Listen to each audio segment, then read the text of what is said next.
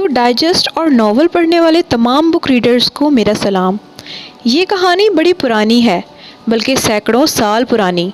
اس دور میں اتنی ایجادات نہیں تھیں اور جادو منتر کا بڑا زور تھا۔ انہی دنوں کی بات ہے کہ ایک شہر میں ایک سادھو رہتا تھا جو اپنے جادو منتر کی وجہ سے دور دور تک مشہور تھا۔ اس کے چیلوں کی تعداد اتنی زیادہ تھی کہ انگلیوں پر گننا مشکل تھا۔ ایک دن سادھو چیلوں کو ساتھ لے کر کسی اور جگہ جا رہا تھا۔ راستے میں ایک بہت بڑا جنگل پڑتا تھا۔ یہ جنگل جتنا بڑا تھا اس سے بھی زیادہ خطرناک تھا۔ اسے طے کرنے میں کئی دن لگ جاتے تھے۔ جنگلی جانوروں کے علاوہ اس میں ڈاکو بھی رہا کرتے تھے جو مسافروں کو لوٹ لیتے تھے۔ سادھو اور اس کے چیلے دن بھر تو چلتے رہتے، مگر جیسے ہی سورج ڈوبنے کا وقت آتا تو ایسی جگہ جو ان کے خیال میں محفوظ ہوتی تھی پڑاؤ ڈال دیتے تھے۔ جنگلی جانوروں سے بچاؤ کے لیے وہ آس پاس جنگل کی سوکھی لکڑیاں جلا لیتے تھے۔ ایک رات پچھلے پہر کسی گھوڑے کے ہنہنانے کی آواز سن کر سادھو کی آنکھ کھل گئی۔ اس نے دیکھا کہ وہ اور اس کے چیلے ڈاکوؤں کے گھیرے میں ہیں۔ وہ ہڑبڑا کر اٹھ کر بیٹھا۔ اتنے میں ڈاکوؤں کا سردار گھوڑے سے اترا۔ اس نے بھالے کی نوک سادھو کے سینے پر ٹکا دی اور گرج کر بولا، اگر تمہیں اپنی جان بچانی ہے تو تمہارے پاس جو کچھ ہے ہمارے حوالے کر دو۔ سادھو نے کہا، بھائی ہم ٹھہرے سادھو، ہمارے پاس تمہیں کیا ملے گا؟ سردار اپنے ساتھیوں سے بولا، ان سب کی تلاشی لو۔ پلک جھپکتے میں تمام ڈاکو گھوڑوں سے اتر پڑے اور تلاشی لینے لگے، لیکن بیچارے سادھوؤں کے پاس انہیں کیا ملتا۔ اس ناکامی اور مایوسی نے ڈاکوؤں کے سردار کو سخت جھنجھلاہٹ میں مبتلا کر دیا۔ اس نے اپنے ساتھیوں سے کہا، سادھو کو گرفتار کر لو۔ اس کے بعد وہ سادھو کے چیلوں سے مخاطب ہوا، تمہارے سادھو مہاراج ہماری قید میں ہیں۔ اگر تمہیں ان سے محبت ہے تو 1000 اشرفیاں لے کر آؤ اور انہیں پھر آ کر لے جاؤ۔ چیلے ڈاکوؤں کے سردار کی یہ بات سن کر سناٹے میں آ گئے۔ 10,000 اشرفیاں انہوں نے کبھی اپنے خواب میں بھی نہیں دیکھی تھیں، لیکن سادھو پر ذرا برابر بھی گھبراہٹ طاری نہیں ہوئی۔ اس نے اپنے چیلوں سے کہا، تم لوگ میری فکر نہ کرو اور اپنا سفر جاری رکھو۔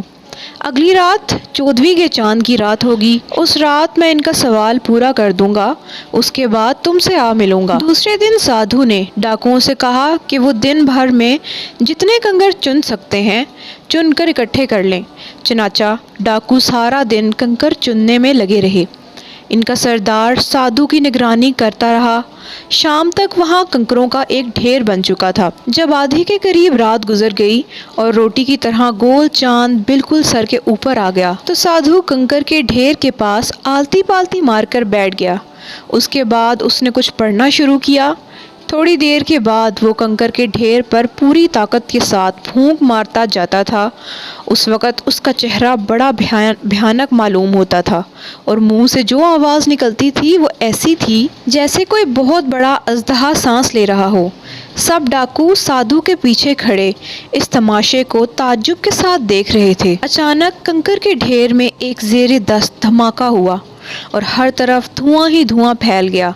اس دھوئیں نے آن کی آن میں جنگل کو اپنی لپیٹ میں لے لیا۔ ہاتھ کو ہاتھ سجائی نہیں دیتا تھا۔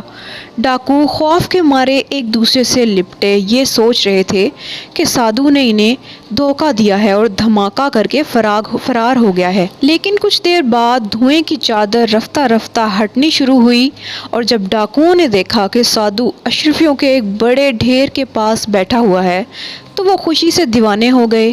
اس دیوانگی میں وہ سادھو کو گود میں اٹھا کر ناچنے کودنے لگے۔ ڈاکوؤں نے اشرفیاں بوریوں میں بھر لیں اور گھوڑوں کی پیٹھ پر لاد کر اسی وقت وہاں سے چل پڑے۔ سادھو کو اپنا سفر صبح شروع کرنا تھا، اس لیے وہ وہیں سو رہا تھا۔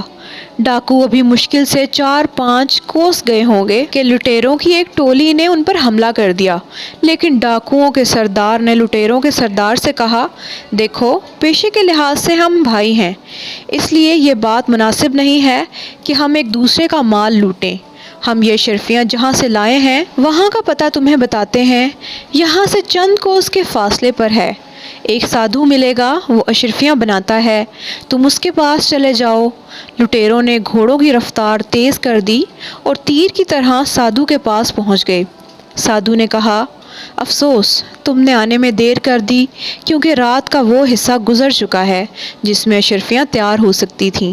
اب اس رات کے لیے تمہیں پورا 1 مہینے تک انتظار کرنا پڑے گا۔ لٹیروں نے سمجھا کہ سادھو بہانے بنا رہا ہے۔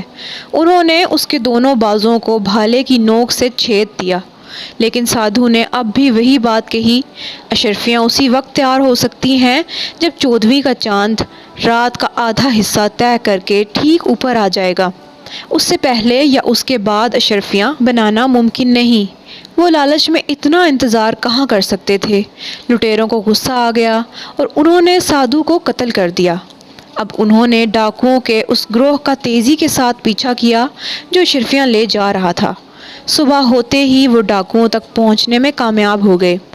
دونوں گروہ میں زبردست لڑائی ہوئی اور لٹیروں کا پلہ بھاری رہا۔ انہوں نے ڈاکوؤں کو مار بھگایا اور اشرفیوں کی بوریاں حاصل کر لیں۔ انہوں نے خوشی خوشی اشرفی کی بوریاں کھولیں، لیکن یہ کیا؟ وہ بت بن کر ایک دوسرے کا منہ تکنے لگے۔ بوریوں میں کنکروں کے سوا کچھ نہ تھا۔ سادھو کی موت کے ساتھ ہی اس کے منتر کا اثر بھی ختم ہو گیا تھا اور اشرفیاں پھر کنکروں میں تبدیل ہو گئی تھیں۔ تو ویڈیو پسند آئے تو ویڈیو کو لائک کیجیے گا اور ہمارے چینل کو سبسکرائب بھی۔ اپنا اور اپنے پیاروں کا بہت خیال رکھیے گا۔ اللہ نگہبان۔